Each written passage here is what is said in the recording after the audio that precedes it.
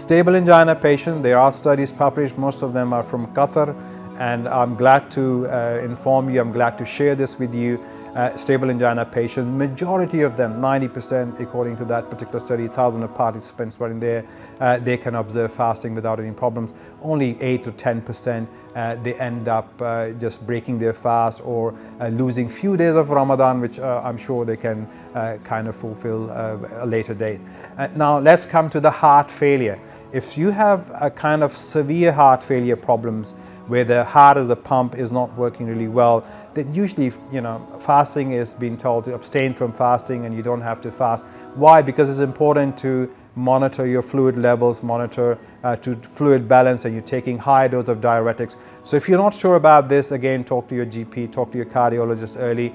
If you're taking high dose of Lasix, furosemide, spironolactone, your fluid restriction, inshallah in Australia this year is going to be slightly prolonged fasting period, so probably it's not the best time for you to observe fast, and you can start making some arrangements to rectify it or to compensate for that. Talking to the GP is important. Again, monitoring your weight is important, and see if you can divide the doses of your medications morning and evening accordingly. Very important to have some light exercise. I want to touch base on that as well, especially just before when you're going to break your fast. You can go for a light walk if you're up for it and it's not very hot. In the morning when you wake up, try to go back into your routine.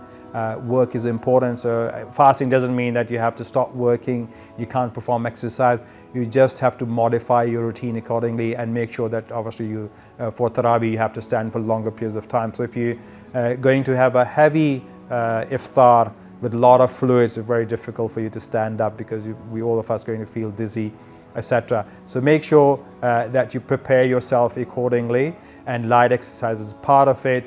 Enough water intake at the time of sahur and at the time of iftar is very important. Monitoring your weight is very important. Dividing your medications as per advice of your physician, as per advice of your cardiologist is crucial.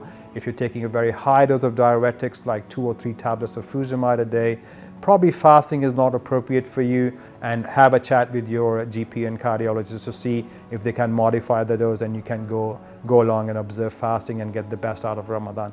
Now, briefly, physical aspect of Ramadan is one aspect and spiritual is the second aspect as well. If we can't observe physical part, still we have the spiritual aspect, clarity of thoughts, decency of thoughts, being closer to Allah subhanahu wa ta'ala, reading Quran and making our connection stronger to Quran as a normal Muslim. If we are in good health, alhamdulillah. If we are not in good health, at least those aspects can be covered, and that's satisfying, and that helps with your mental health and obviously with physical well-being as well. Now the third aspect is the rhythm problems during Ramadan. Most of the rhythm problems, they are not life-threatening, and if they are pretty stable on your medication when you're taking, if you get a bit of palpitations, again those basic principles I've touched based on. Divide your medication, make sure you're well hydrated. Try to avoid a heavy load of sugar and fat right at the time of iftar and at the time of sahur. Parathas, pakoras, samosas, they're probably not the best if you have cardiac problems. So try to have a balanced diet with a kind of reduced sugar levels. For example, chapati is very good.